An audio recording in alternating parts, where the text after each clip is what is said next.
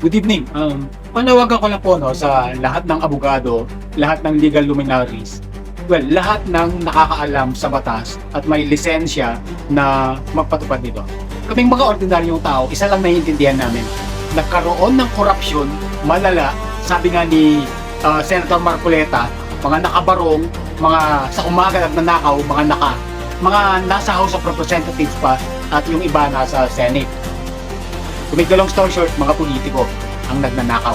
Parang mga magnanakaw na hindi man lang nagmaskara. Ganon yung description. Ganon kalala yung nangyaring nakawan sa ating bansa. Ngayon, agawan kanya-kanyang interpretasyon, kanya-kanyang version. Kapag nagsasalita nga, in fact, ang Supreme Court, which is ang kataas-taasan na naglalabasan pang mga with all due respect statement that we disagree with the Supreme Court. At nakakalungkot kasi Supreme Court is supposed to be sila yung last say na mag-i-interpret kapag merong hindi pagkakasunduan sa isang batas. Ayun lang ang naiintindihan namin mga tao. Now, bakit kami kampe sa aming tinatawag na Brave 13?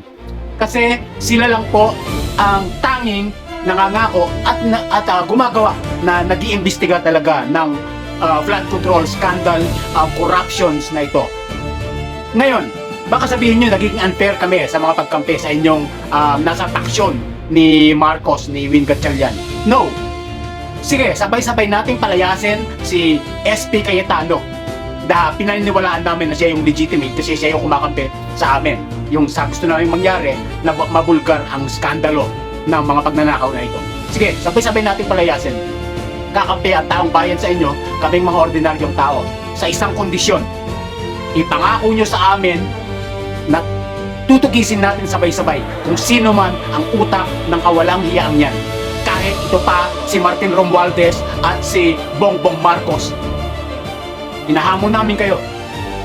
At again, hindi ako magsasalita para sa lahat, pero alam ko, marami kami na ganito ang pakiramdam. Ako bilang may-ari ng channel na ito, si People's Power, ang pangalan ko ay Eric Frinal, hindi ako natatakot. Nangangako na poprotektahan ko ang Brave 13 na yan. Dahil sila lang ang nararamdaman namin kakampi at magbibigay ng hustisya sa lahat ng pagnanakaw na ito. Hindi kami naging unfair. Again, sige, Win Gatchalian. Mangako ka na gagawin mo ang ginagawa ni Senator Alan Peter Cayetano na pagtugis sa totoong mga may sala na wala kang papanigan.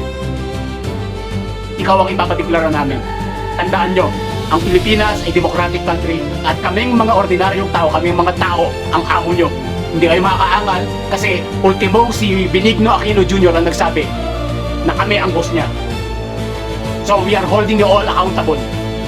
Mga putang ina nyo lahat, mga kurakot kayo, hayop kayo. Mamatay na kayong lahat, kayong mga sangkot. Putang ina nyo ulit.